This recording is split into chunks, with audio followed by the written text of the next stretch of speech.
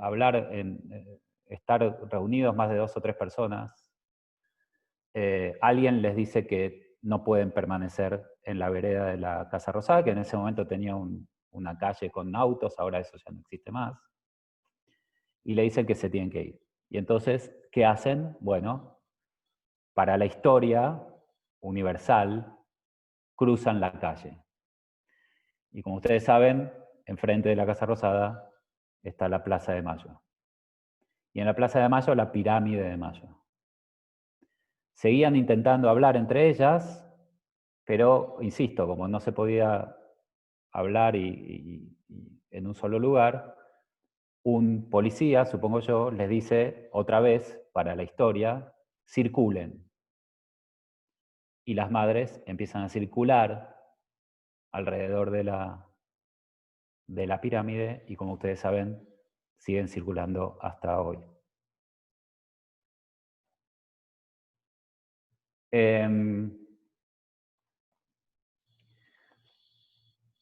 Sí, sigan conmigo un minuto, les cuento la historia y luego ahora les empiezo a poner nombre a estas prácticas.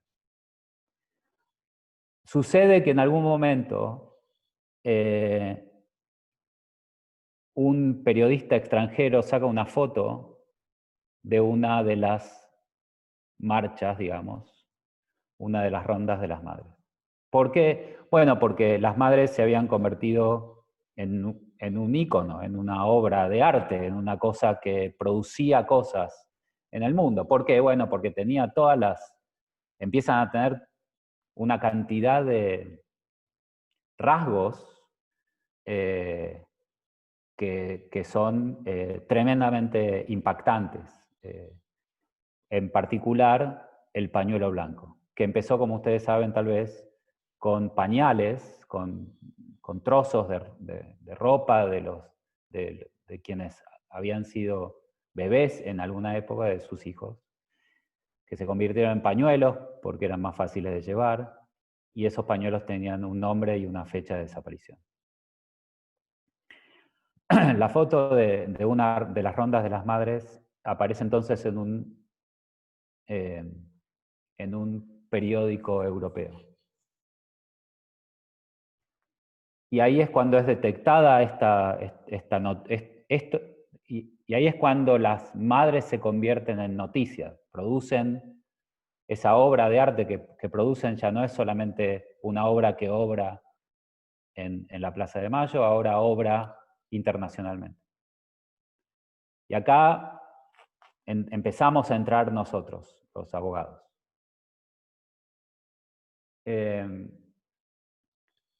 El concepto de derechos humanos era ajeno, estoy exagerando un poco, pero era ajeno a la cultura jurídica argentina. En general, a la cultura jurídica internacional. En los 60, en los 70, nadie hablaba de derechos humanos.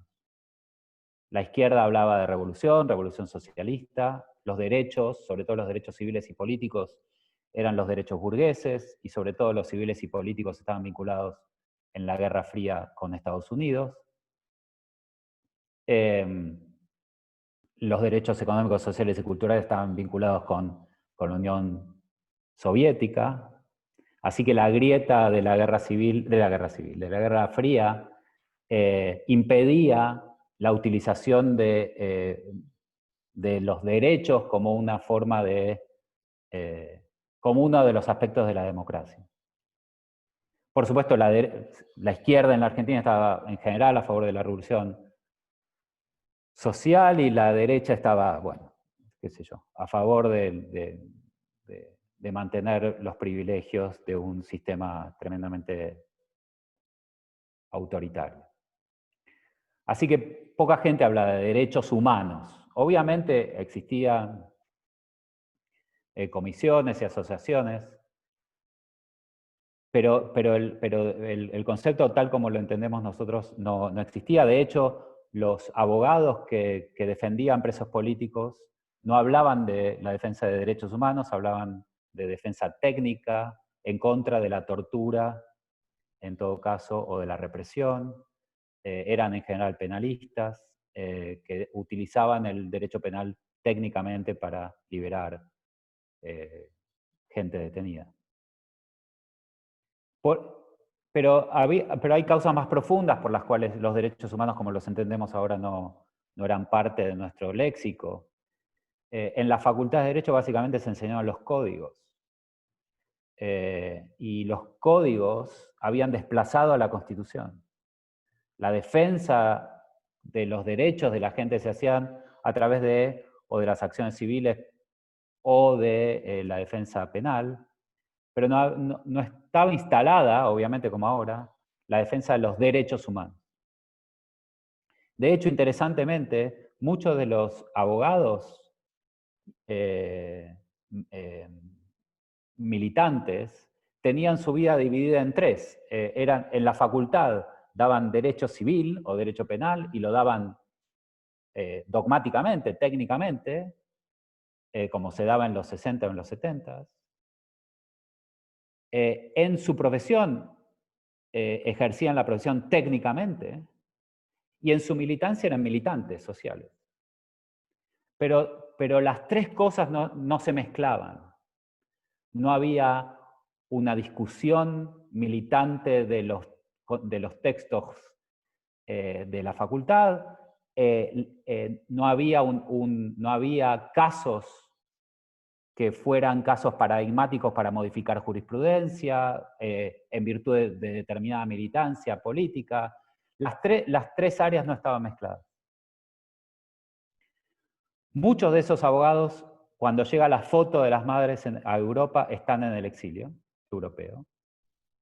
A los sobrevivientes, porque como ustedes saben, como Bodo, muchos de nuestros colegas murieron o desaparecieron.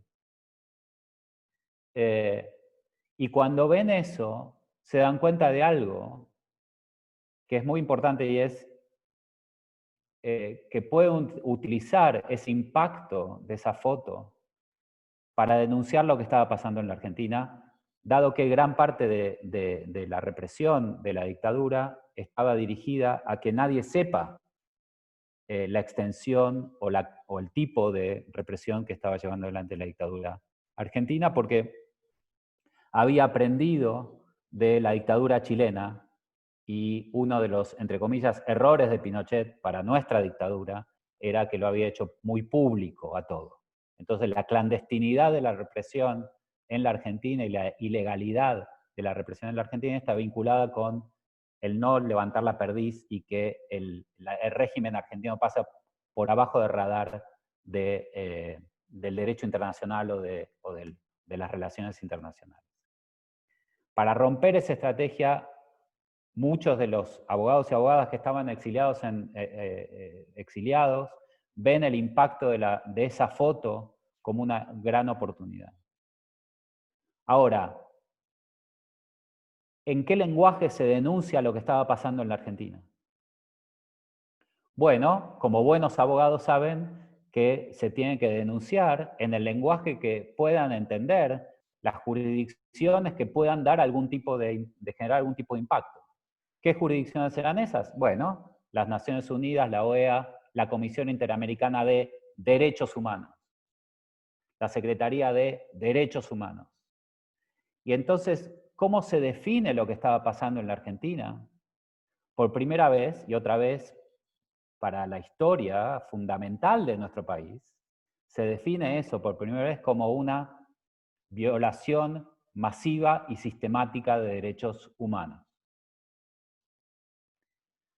Militantes que nunca trabajaron ese lenguaje, muchos de ellos con ideologías incluso contradictorias con una democracia parlamentaria de derechos humanos, asumen la democracia y la idea de derechos humanos como propia, y con esa ideología, con esa concepción de la política, empiezan a denunciar a la dictadura militar, con enorme éxito. Gran parte de la caída de la dictadura militar tiene que ver con la pérdida de legitimidad de la dictadura cuando se empiezan a conocer las desapariciones y la práctica de la represión de la dictadura en nuestro país. por supuesto, no es lo único, Malvinas, el desastre económico y demás cuestiones. Entonces,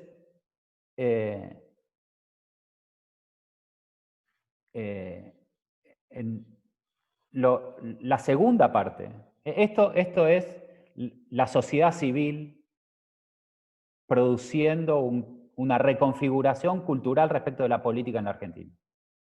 Yo diría que por primera vez en la Argentina, lo podemos discutir, a lo mejor lo digo muy brutalmente, pero por primera vez en la Argentina, los argentinos decidimos, las argentinas decidimos, vivir bajo